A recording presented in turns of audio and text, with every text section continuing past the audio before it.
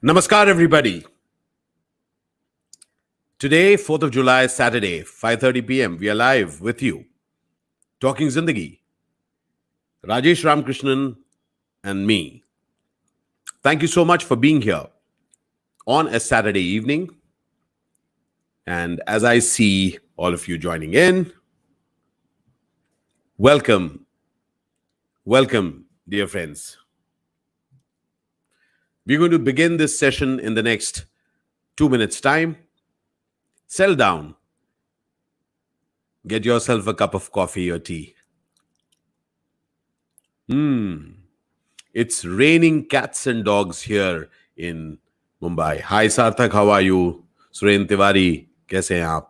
Vinay Kumar, how are you? Meenu, स्वागत है आपका. Sanjay, Anamika, Samar, Baldi, स्वागत है. Poonam, how are you? Wonderful. People across platforms, across 5 platforms, across Facebook, LinkedIn, YouTube, and Periscope are joining us. Welcome all of you. In a few minutes, we are beginning the session. Today, 2 of us talking Zindagi. We can remove the messages right now from the screen. And hi, Alok. Namaskar, Himanshu. Jatin. Wonderful. Good to see you all. In exactly 1 minute's time, Rajesh and I will be sipping a cup of coffee or tea, we'll find out, and have a conversation together. All right? So, here we are. And I'm ready to come in.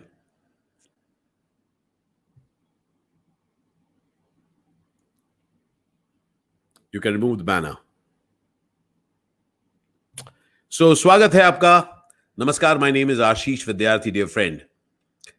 Which I don't know which part of the country you are in, which part of the world you are in, but I am in Mumbai and it's raining cats and dogs and ducks and drakes. And I'm all set this evening to have a conversation with a very, very inspiring human being. And I'm so very happy that today, as we begin the season of hope. That's right. We are calling it the season of hope. I'm very happy that Rajesh is right now here with me. Rajesh Ramakrishnan from Perfetti, an extraordinarily inspiring human being, what he's done with his life, not just with his profession, but what he's achieved in his personal goals. That inspires me a lot.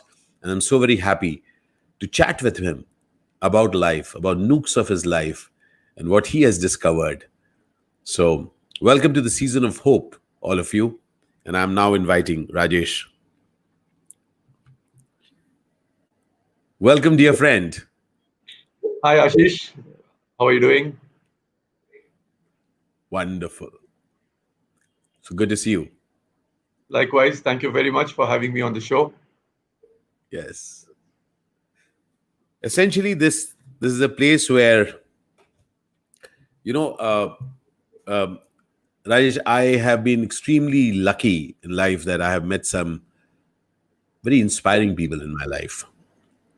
And so I make wonderful friends, and I also love to share my friendships. And so what we are doing on 2 of us is that we've had quite a few conversations over the period that we have known each other. And they've been very fulfilling. I've learned such a lot right from the first time that I met you. Was it at the stream? In Jaipur, yeah, that's right. Jaipur, yeah. And so happy to have you here. So what are you sipping today, my friend? I'm having a cup of tea. You're a coffee. Yeah. You're a Tamilian who's having coffee. No, I'm a Tamilian who's having tea. Yeah. My filter coffee is reserved when I go to Chennai. That's when I indulge myself in filter coffee. But otherwise, when I'm in Delhi, I prefer the cup of tea. Kya baat hai?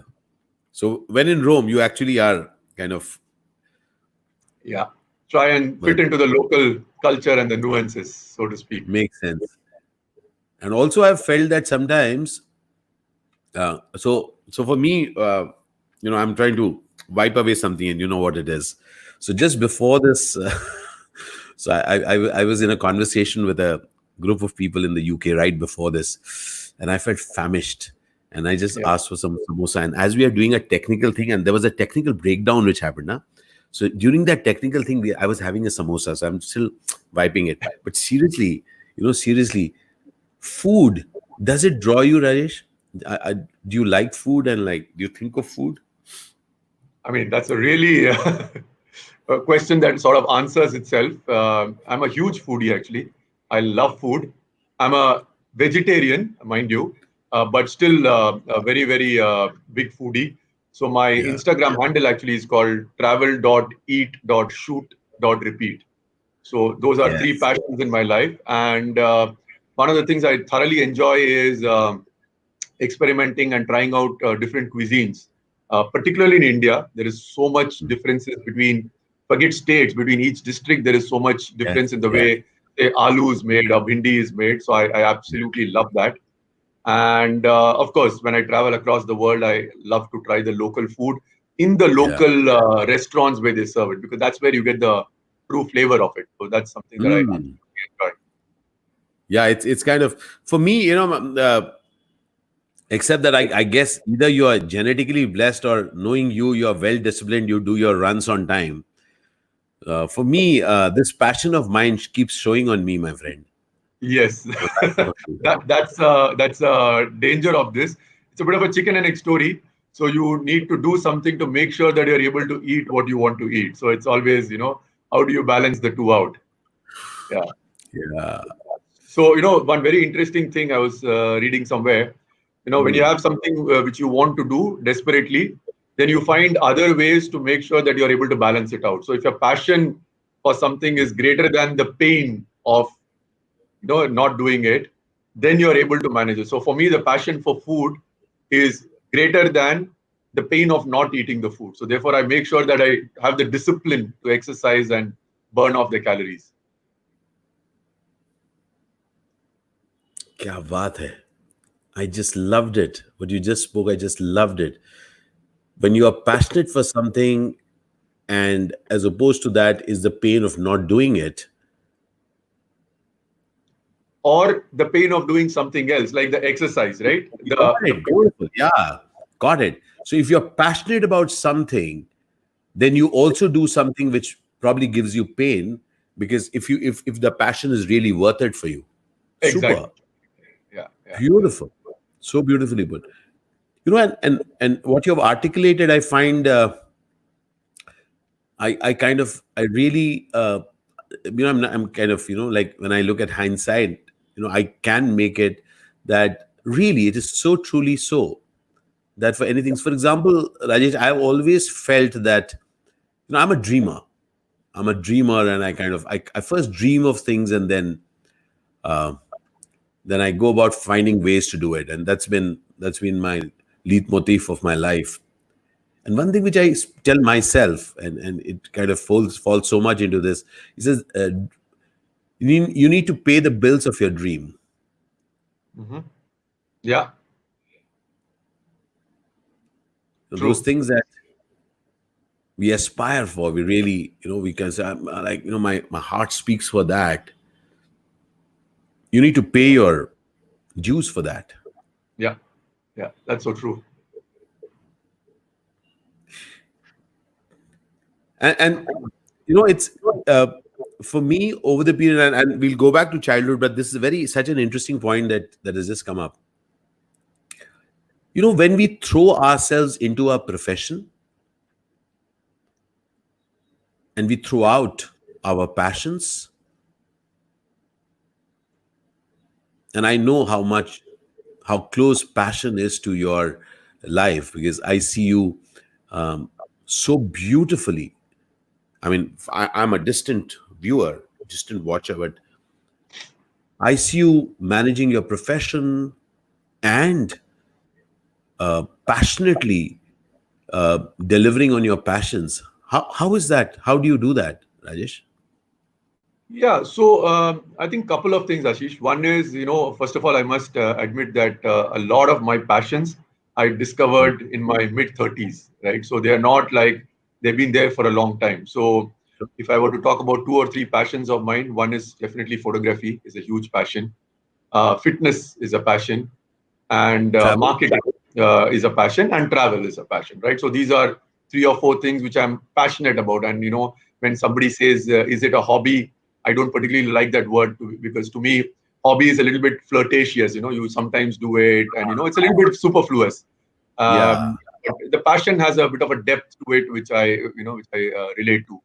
And Mm. one, of course, like they say, better late than never. So I'm really happy that I have those passions in my life because they have fundamentally shaped my second half of life, if you will.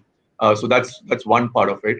And the other Mm. part, to your point, what I've also been fortunate, I think, is I've been able to sort of seamlessly weave in my passions into my work as well, into my work life as well, so to speak. So I am, able to sort of, make time for.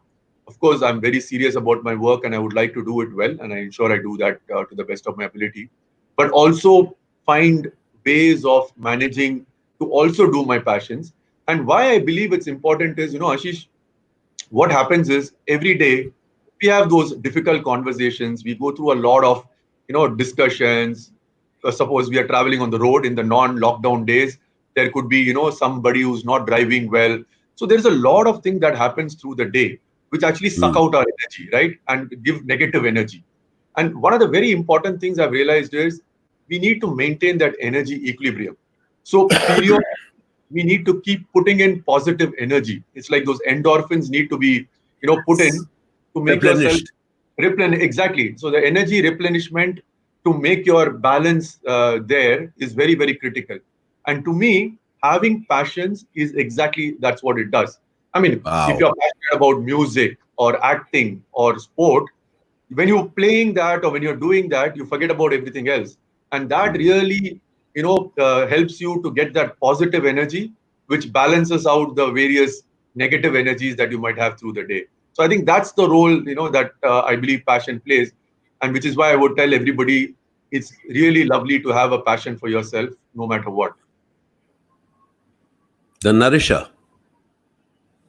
the Yeah, ongoing nourisher. absolutely. Yeah. And, as I see it, that it also is a very defeatist conversation that I've always felt that if you say that I'm going to save I look forward to the vacation which is going to happen at the end of the year, may or may not happen. Or I Yeah, look forward to an entire, I mean, I'm going to have a drudgery filled week. And then at the end of the week, I'll have some time for myself. So I've, I have felt over the years that we are actually playing a game in which the dice is loaded against us.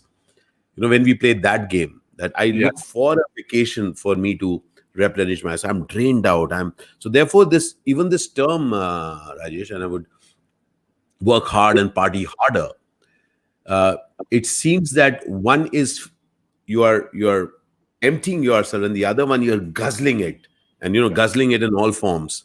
yeah. And so it's interesting way that even when we thought of this particular conversation piece, the two of us, something that has inspired me is that how will it be if all of us can find ways to sip Zindagi? Hmm. Hmm. Really, Yeah, it this work through work. And I've always felt a bit like that. I'll just give you an example. It's like a sorry, I'm using this mic. Like there are these holes, gaping holes. There are edges in our life, stuff in our life where the dust gathers. There are those emptinesses which are there, in which we say that, okay, I'm so tired, let me sleep.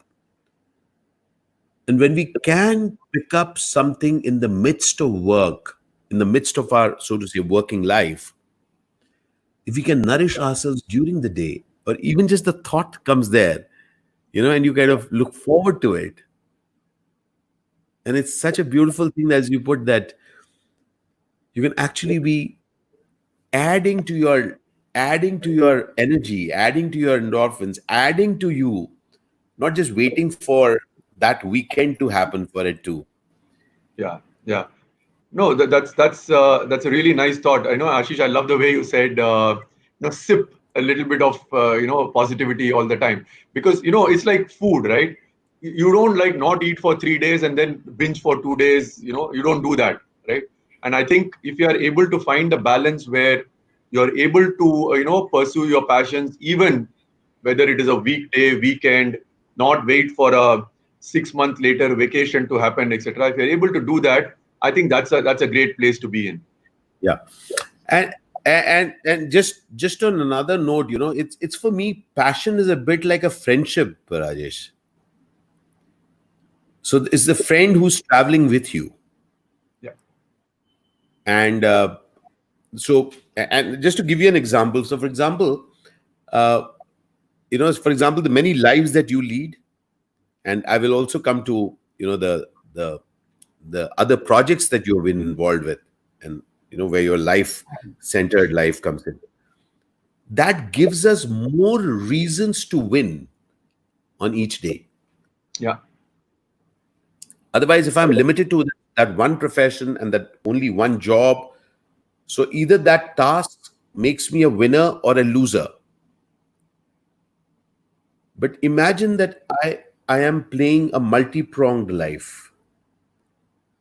And one of them is the profession. And somehow I've always felt, and I love this analogy you gave, that when you can fill yourself with positivity, that same positive guy is adding to the job that person is doing. Yeah. So it's that same guy who's bringing that thing that you're earning, so the vitamins that you're taking, you're bringing to your job. So I have never felt, and I've always felt that, how will it be if we can actually see that the co-curricular is so much part of our curriculum in life? Yeah. True. True. No, that also, it's a very interesting point you touched upon, because the day you do something like I do yoga in the morning and then I go to office, that positivity then rubs off on the work as well. It's very infectious. Or if I had a great weekend, shooting pictures and working on my project, when I go to office again, it has an impact on on what I do and the quality of the work. So there is definitely a strong connect there. It hives one another. Absolutely, absolutely. Yeah. Though having to be so one of the issues, you will excuse if you can hear the pelting sound of rain right now, in case you're getting, all of you'll excuse that. Please send But some this way. Sorry? We could do with some rain in Delhi. I know that. I've been talking to my friends and they're all saying this is Terrible. really pelting really hard. But having said that, I will also share another thing. Especially when I each time I meet you, I come away with say, "Yaar, main thoda aur acha ho sakta hu." Because Rajesh, you are so extremely, like seriously, yaar. I mean, like the way you are disciplined. Now, one of the things that, and I'm sure there may be some other people also, quite a few other people like me, who are not so disciplined. Now, I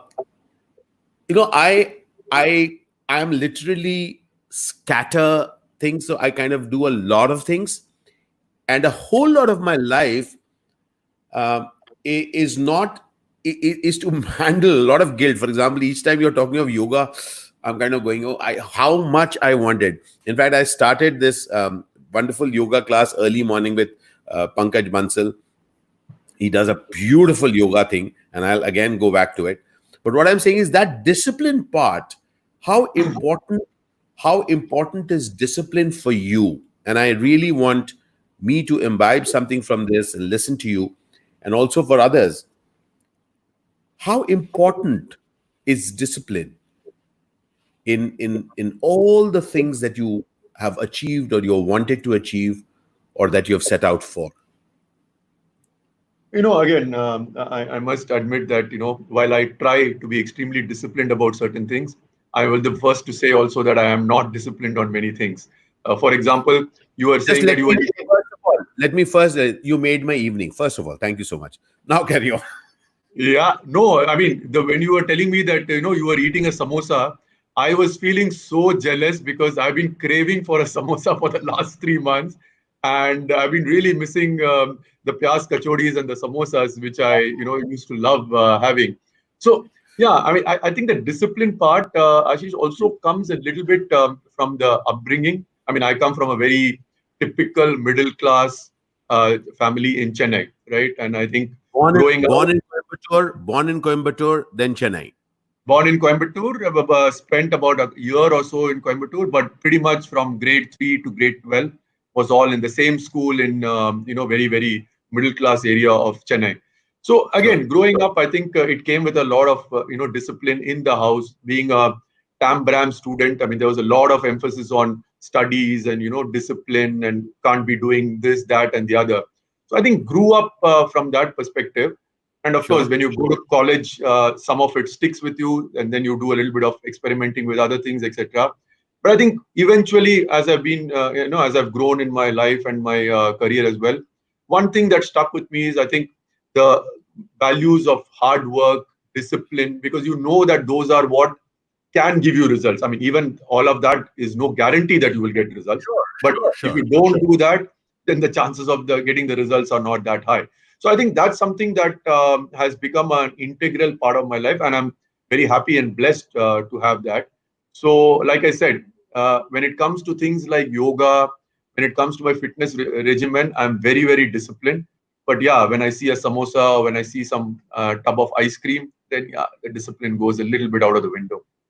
Yeah, and we will come to that. But I want to ask you one question. Like growing up in Chennai, as you keep saying, and and there's a very interesting reference that you keep saying in the same school.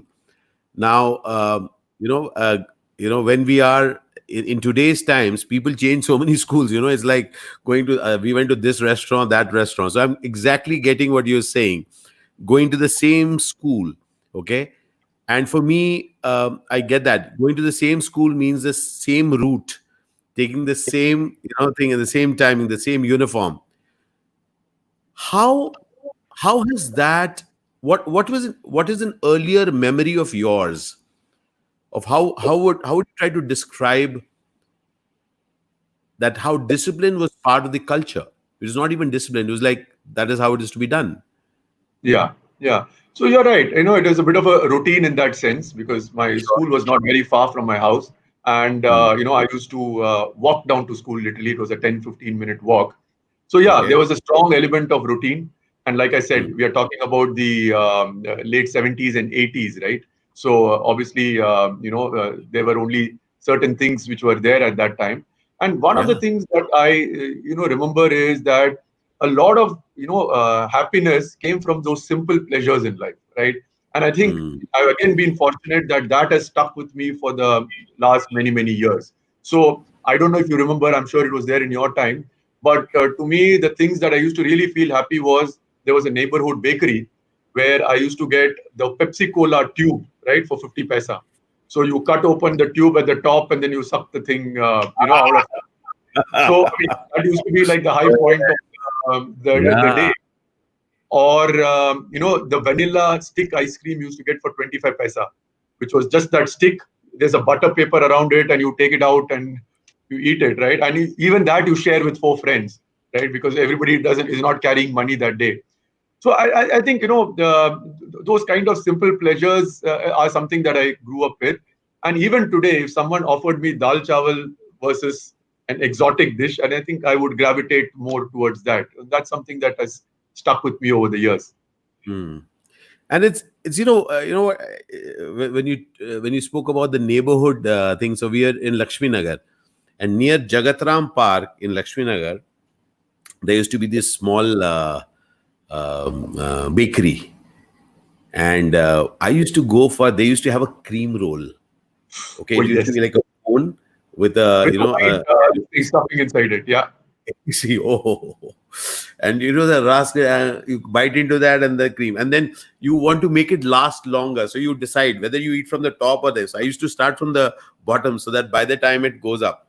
So, what's interesting, Rajesh, when I think of uh, those times, that was it, my friend. There, the fact that probably you also have grown up in a time where there were two kinds of cars. One was a Fiat, and the other one was an Ambassador. yeah, All right. And I don't even know whether you had it. We didn't have any one of them. So we saw it driving elsewhere. But I'm saying that in that period, the word choice, I remember it was spoken in a way that, we used to have a term called, hum log Tata Birla nahi hai. You're not Tata Birla. The choice was Tata Birla, and what is there is us. Yeah. So would you imagine, would you think that and this is a devil's advocate, I'm just wondering that in the absence of choice, us being happy with what we had, is that an attribute, or is just what it is there that was there? Yeah. No, I think that's absolutely true because the more choices you have in front of you, I think it confuses you that much more. I mean, you walk into a supermarket these days, the kind of choices that you have of brands, or I mean, for my daughter's education, just the kind of courses that you could do, and half of them I've never heard of in my life as well, right? I mean, they say liberal arts, and within liberal arts there are a gazillion sub streams which exist. So Yeah. so those days for us, engineer, doctor, chartered accountant. That's it. I mean, there were three or four choices which were there, and there was nothing else, right? So, in that sense, life was a lot more easier, and of course, Hmm. maybe one could argue a little less exciting. But I think, yeah, we all managed to do well for ourselves and get to where we are.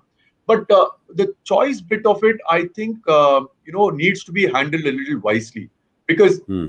I mean, I'm seeing a lot of people because they have so much choice in front of them. It leads to a lot more confusion. It leads Hmm. to a lot more stress, and therefore it leads to you saying, okay, forget everything. I'll just take that. So the informedness of decision making sometimes also tends to get compromised. So I think choice can act as a double-edged sword. It's important to have choice and important to have a set of options to make a choice from, but Hmm. too much of anything, like they say, is not good, and that's true for choice as well. And so in that child who was there in Chennai school, which college did he go to? Yeah, so it's interesting you asked me that question, and in the same breath, I was telling about how my daughter has so many options to choose from.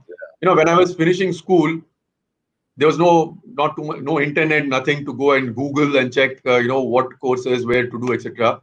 3, 4 of my friends in my class said they are going to do engineering. So I also, did a lot of studying and wrote the IIT JE and all that. And sure enough, I didn't get through any of those. So that was pretty much of a blank slate. And then I figured out that BITS Pilani, you didn't really need to do a entrance exam. It was just on the basis of your grade 12 marks. So 3 of my friends said they are joining BITS Pilani. So I also applied and I got through. And that's how I ended up going to Pilani, right? And of course, it's one of the What a good colleges to study in. But it Yeah. was tough going because, coming again from middle class Chennai, suddenly into Rajasthan and in the Yes. middle of, yeah, so that was a long Dunes. way from, Yes, Dunes. exactly. Yeah. So long way from home, getting to, know about the culture, learn a new language. I mean, we never studied Hindi in school in those days, but Sure. learning that language, picking that up, studying, different kinds of things, etc., was exciting and challenging. And then very soon I realized that engineering is not my cup of tea So I because just want to hold you on this, and I want to check this with you. And again, I want to that discipline that you may have had as a routine as a child, as you said, walking to school, coming back, doing homework on time, eating on time, bathing on time, okay, which was part of the routine, not even called discipline. Do you see a role of that now innateness helped you even uh, up your thing at bits, with learning a new language, learning a new culture, being around a new culture, probably hearing words which, and I'll give you an example of what that is. And this happened much later in my life, but Rajesh, um, when I when I started working in Tamil films, which was post 99. Okay, so I'd done my Hindi films and then started working, and I think it was a film called Tamilan or Tamil. There's a film called Tamil. We were shooting, and I think we were shooting somewhere in Madurai. And I'd done history, I'd studied history, the National School of Drama, and all that, articulate, and then we are shooting in a small town near Madurai. We're shooting, and we are in a bus terminus kind of a thing, and it was an out of body experience. I'll share that with you and see that. And I'm standing there, and I'm hearing jokes in Tamil. I'm having people are, even distant chatter is in Tamil. The buses which are passing are there. It's written in Tamil. Okay. And for the first time, I experienced that when you do not understand a language or a culture, because I have grown up in Delhi.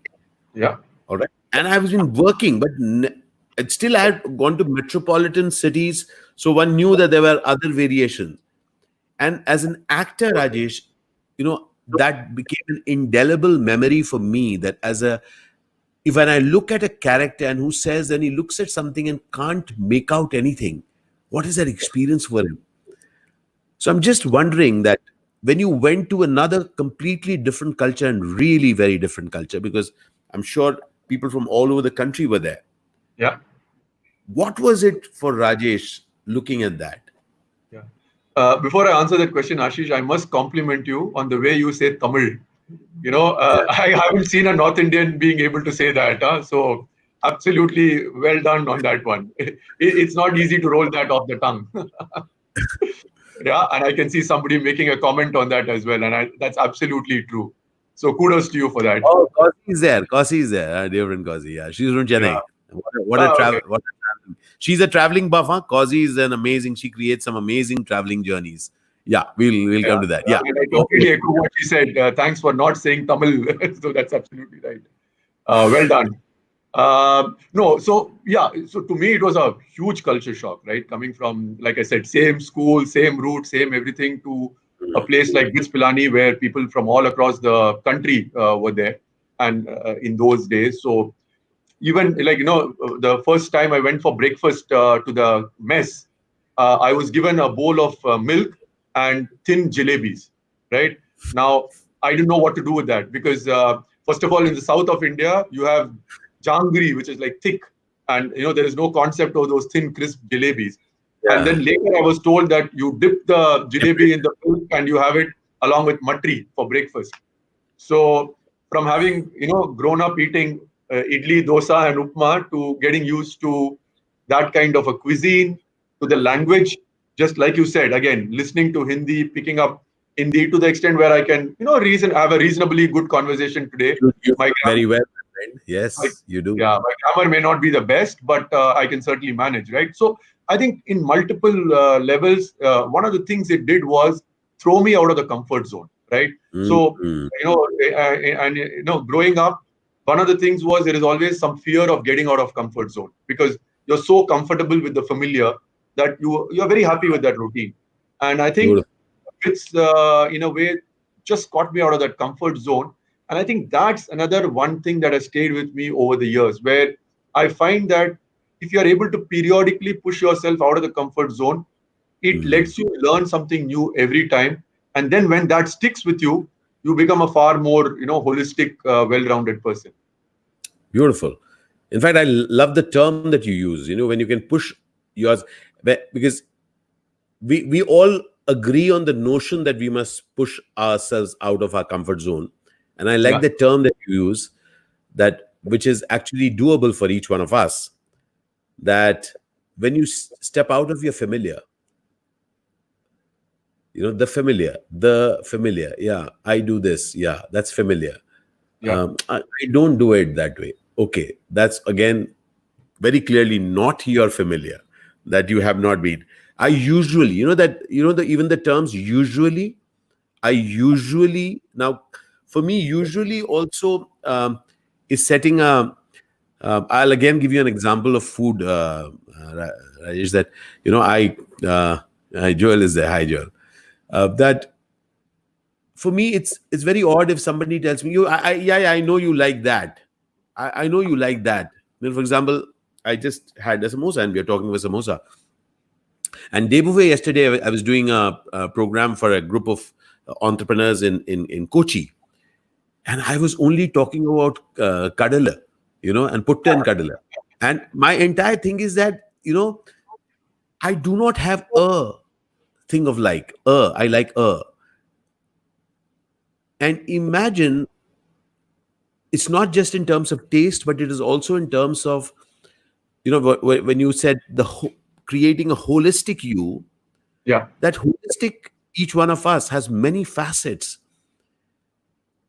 and if we can, and as we step out of the familiar, we manage to create jagged edges to us.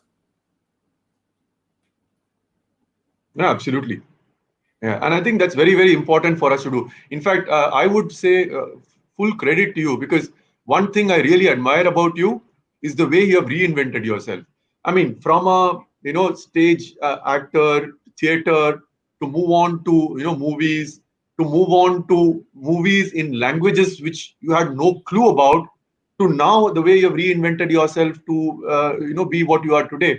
And I think each time, I'm sure, I mean, I would love to hear your piece on it.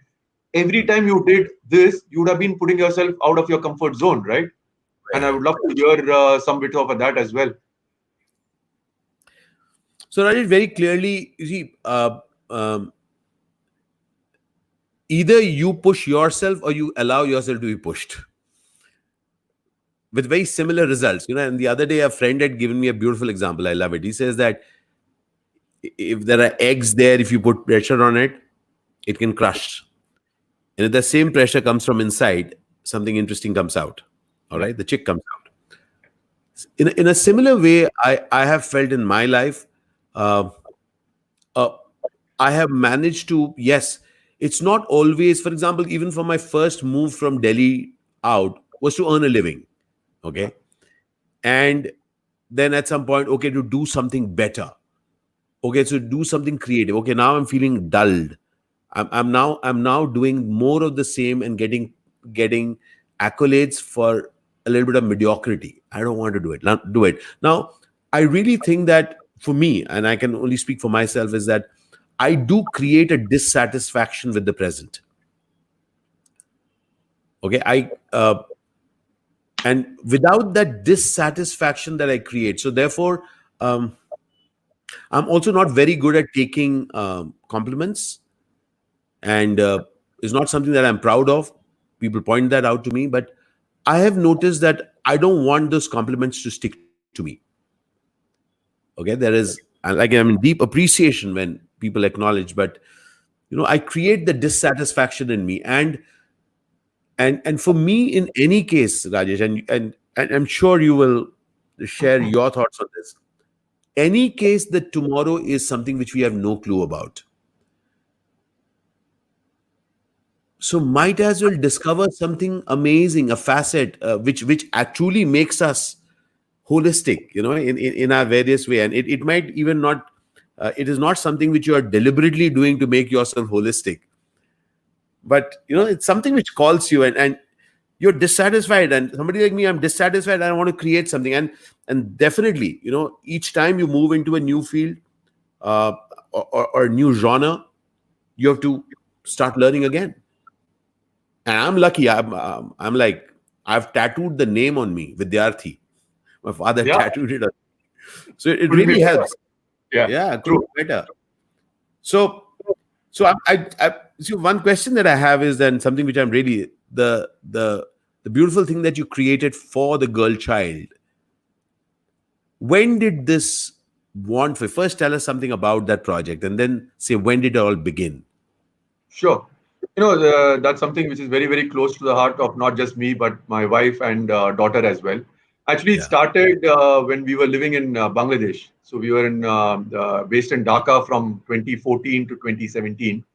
Three and a half years I lived there, and we all lived there. And I think it was way back in 2016 when my daughter, who was 13 or 14 at that time, she came back from school and spoke about this fact that there are about 65 million children in the world who don't have access or don't have the privilege to a good education, right? And that's something that she felt very strongly about, and she wanted to do something about it, right? And then we got talking and saying, okay, what could we do, etc. Then there was another interesting piece we read about how there is this lady who used to a British photographer who was taking pictures in underprivileged areas in India, and one of the things she felt bad about was she couldn't give the people of whose picture she couldn't give them a copy because obviously she was taking with a camera.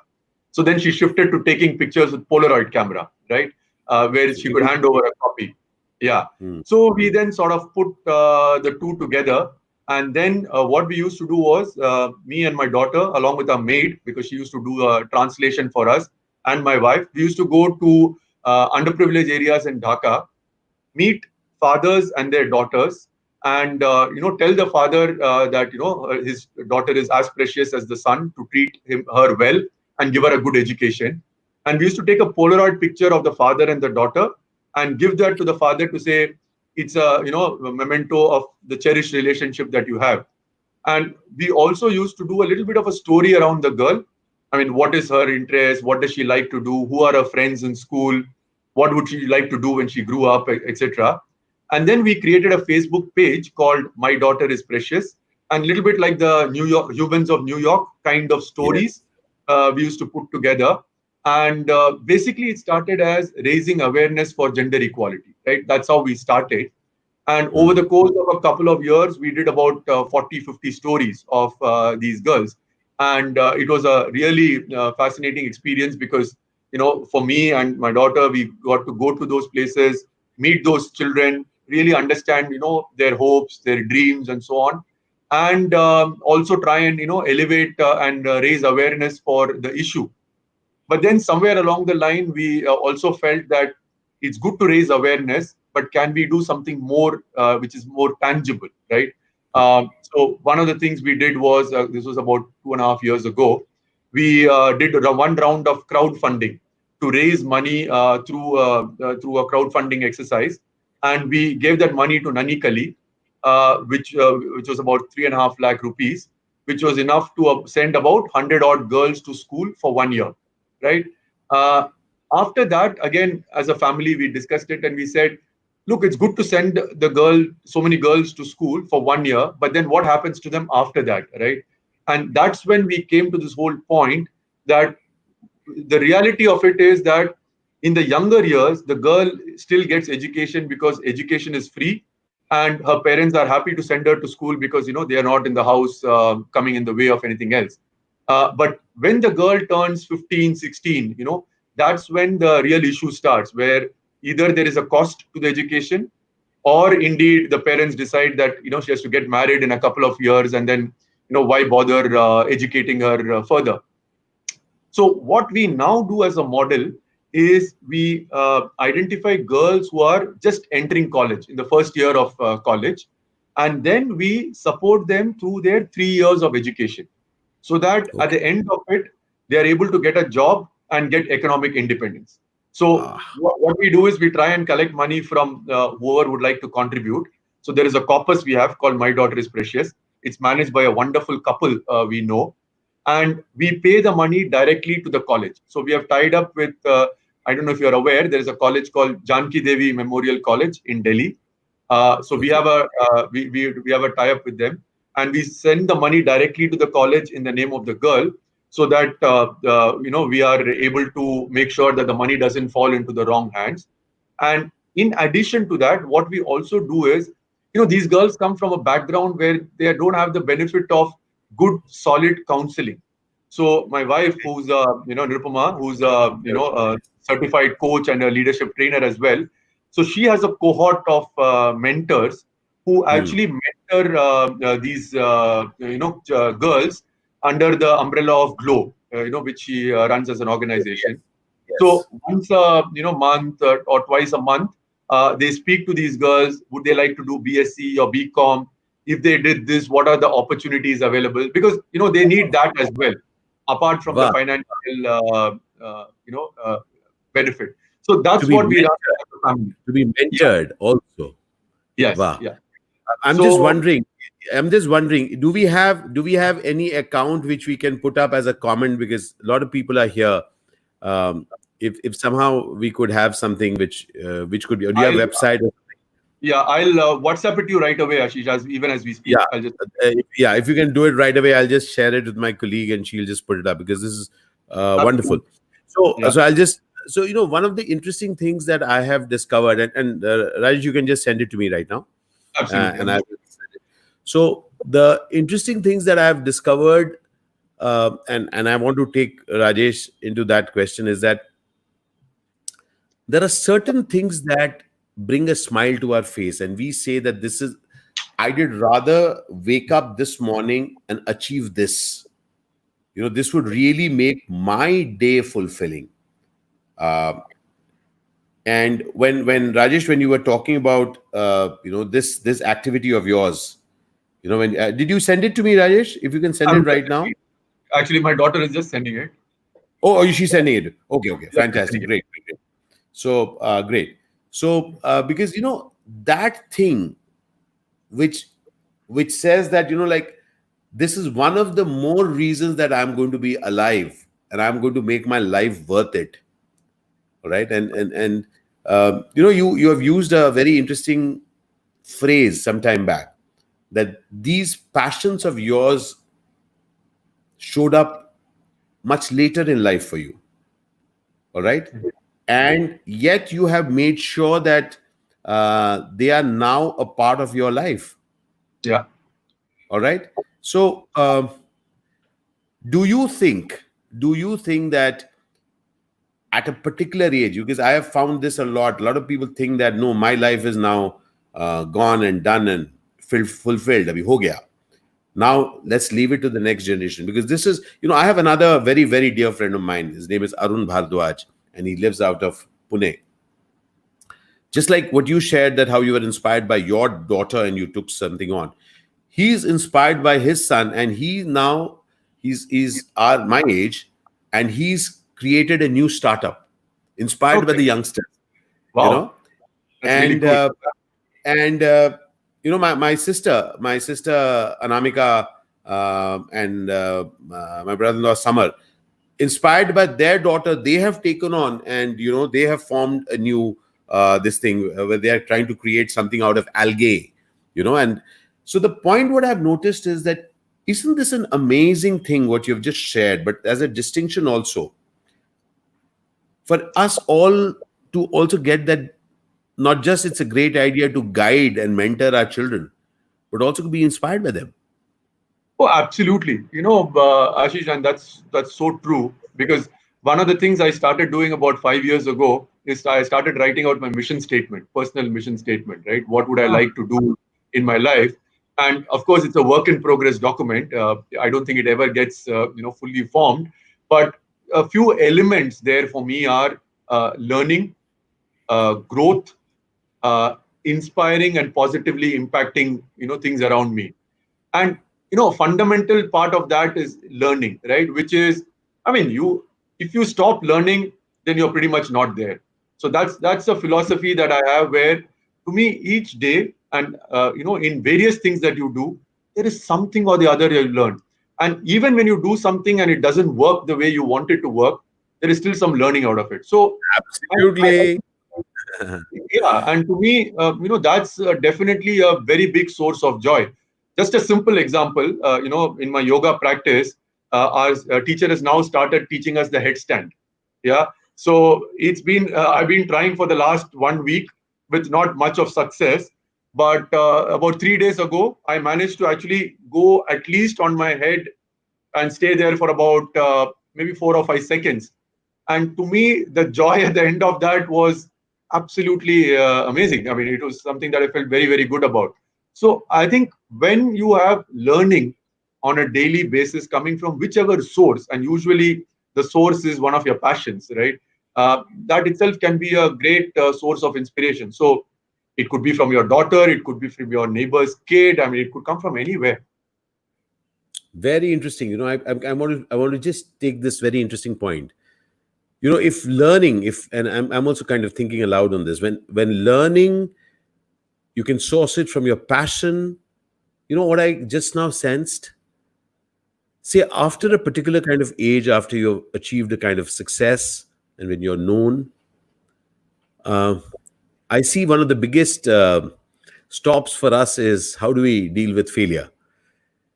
At that point, the things that we are good at are actually the things that we hide behind, because more often than not, that thing has worked. And we keep talking to people, when we are doing our programs, that how would you be, how would it be if it doesn't matter if you slipped. And this is a very, very interesting point.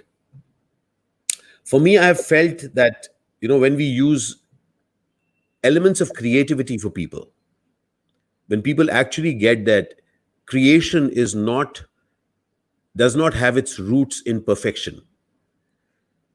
Yeah. Creation has its roots in putting up that stroke. That stroke would be a pencil on paper. It could be that move that you take in life. It could be that new something that you take on as part of your business, your work. It is Sorry, that Ashish, thing. Ashish, Yeah. sorry to interrupt you. If I would just Yeah. add one word, creativity is the source of it is disruption. It's not perfection. Ah, I think from beautiful. disruption is where you get Yeah. creativity. Where you're sourcing it from disruption. You're not saying that I'm doing it too perfect, but the point is that Yeah, as you initiate the disruption in your life, initiate the disruption in the regular, exactly. there is a possibility of creating something which is whoa, wow. And if I look at my life, and I have seen the greatest amount of joy uh, when I've dived into the most fearful, because somewhere for me I have I have discovered that in stagnant there is fear for me. In stagnation. And how is it for you? You're apart from this, you're such an amazing photographer, and I've seen that with the simplest of cameras and with the complex of the things and the beautiful framings also that you do. I still remember that photograph in your house of a Varanasi shop, Yeah, yeah, marketplace. Yeah. yeah. And so does that eye, the photographer's eye, does it also, first of all, tell me about the photographer's eye, and then I will say, how do you mix it with your work? How does that add to your work? Yeah, I think photography. I was very fortunate. Like I said, I discovered it pretty late in life, maybe about Mm. 15, 17 years ago, when I was in Bombay and I was working for Marico. And to me, I always consider myself a very left-brain, analytical, logical engineer, right? Mm. And what photography did was it opened up another part of my brain which I didn't even know existed, which is Wow. the creativity and the whole right side of it. And a Mm. few things that spill over from photography to work as well. I would say two things I would call out. One is like in photography, you look at your subject from multiple perspectives before you decide which angle to take the shot from, right?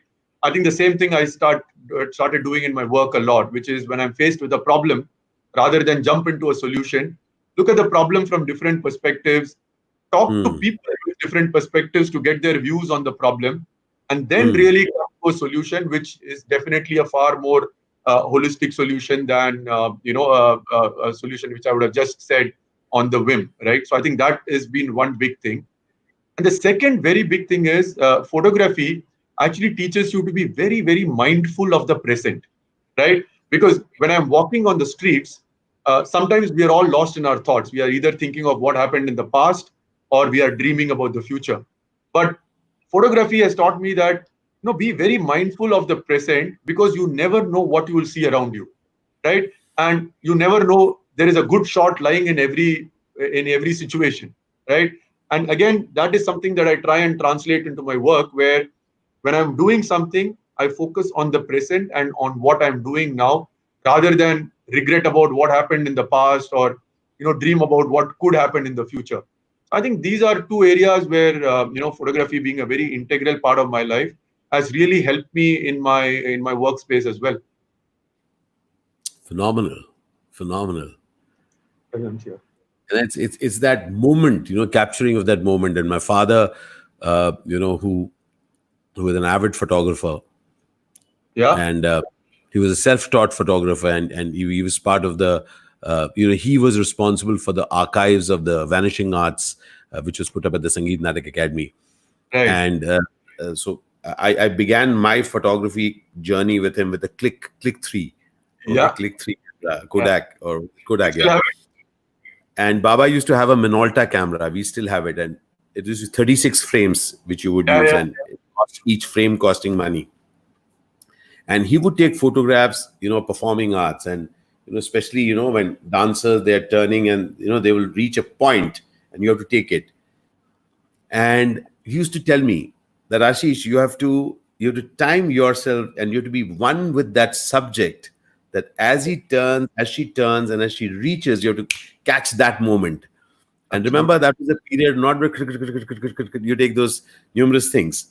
Yeah. So being one with that moment, is something amazing. And you really brought it out so beautifully, that how that passion of yours has allowed you to look at one thing from multiple angles, one open to listen to others, and saying that what are the other ways that you could be looking at. Because I've seen you working with your team, and in our professional engagements with you, I've seen that how you walk along with the team. You walk along with the team, and there are questions, answers, and you find your way with them.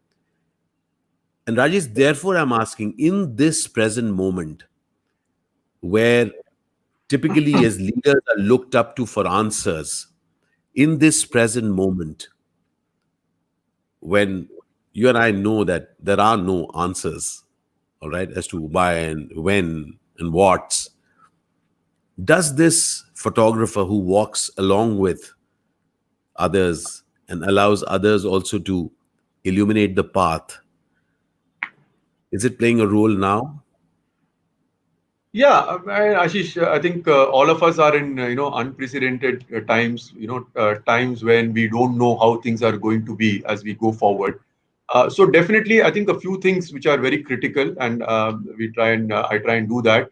One is be right upfront to say I don't have all the answers, right? Mm. Because there is an expectation as a leader that people look up to you to say, okay, tell us how things are going to be, and where it's going, etc. I think I'll be the first to say that, look, I don't have all the answers. Yeah. And I Mm. think that vulnerability is very, very critical. Of Ah, course, beautiful. what is important is to say that, look, people are anxious, people are concerned about what's going to happen. One, at a personal level from a COVID perspective, but also at a professional level, what's going to happen to jobs, what's going to happen to careers, etc. It's very important to be communicating with people on a regular basis to say that, look, this is how things are, and state it the way it is, rather than pussyfoot around it and try and couch it and Reading. stuff. Yep. Yeah, so people really appreciate you being candid with them and state things the way they are. And I think it's important to give them that perspective. But it is also important to guide them a little bit about what are some of the things which are likely to happen as we go forward in terms of trends, and in terms of a few things. Because I think at one level, when while people are a little apprehensive, I think you made a point about season of hope. And I think there is also a lot of hopefulness and how things will, hopefully get better as we go forward. And, there will be a semblance of normalcy, maybe not exactly the way it was in the past, but definitely, getting better. So I think it's very important to communicate on a regular basis, motivate, inspire, but at the same time, be very, very reflective of how things stand. So I think getting that balance right would be a very, very critical factor for any leader, for that matter. That's uh, such a candid, uh, right, left. The we are a composite of the right and the left brains of ours. such a beautiful thing. And really at this point, for us to really get that this is so, one of the thoughts behind us creating that this is the season of hope is that for too long, for ages, we have waited for a monsoon to happen for us to say it's monsoon season, for a festival of lights to happen for us to say that this is a period of celebration. In this milieu where there is so much of other happening, how will it be if we infuse hope into the world? And for me, it all begins with a thought, a belief, and then to declare it out into the world. And even as we declare, we have begun this thing from today, Rajesh, that we will call this season of hope. And I'm so very happy. Yes, and I'm so very happy that today you are my guest, and we sipped coffee and tea together, and you have inspired many, including me. And today, I'm sure a lot more people have heard your thoughts, and heard the things which have been lying in your nooks, which make you who you are. And most importantly, the empathy with which you live your life, the kindness which you bring to each conversation, the warmth that you bring to each interaction is something which is not strategy. And, I am grateful that there are people like you who show to the world that you can be amazingly empathetic and extraordinary in delivery. So thank you so much for talking Zindagi on two of us with me today. Thank you very much, Ashish. It's been my privilege and pleasure to be a part of this conversation. And thank you so very much. And to all those listening in, thank you for your time and effort. Yeah, thank you. Wonderful. And as we say au revoir to you all, just want to let you know, tomorrow morning at 11 a.m., we're going to meet up Joel Paul on a conversation called Living Forward, where we are talking of how will employability be in this new present. So please join us tomorrow at 11. And thank you so much, Rajesh, for being here. Thank you all of you for being. And Rajesh, I'm sure there are a lot of questions for you. So probably you can come on to LinkedIn and answer a few on that. Wonderful. I just want to, Jasmine Chauri says, Rajesh, you have inspired me to do small things that I can to control and contribute in society. Thank you, Jasmine. So glad, Jasmine. Good luck to you. Yes, and we will read a lot more of the comments right after this. Thank you, everyone. You have an amazing, amazing evening. All right. Take care of yourselves. Stay bright. Stay safe. And if you can make it, see you tomorrow at 11 at the same place for Living Forward. Thank you. Thank you so much. Thank you so much. Thank you very much. Thank you.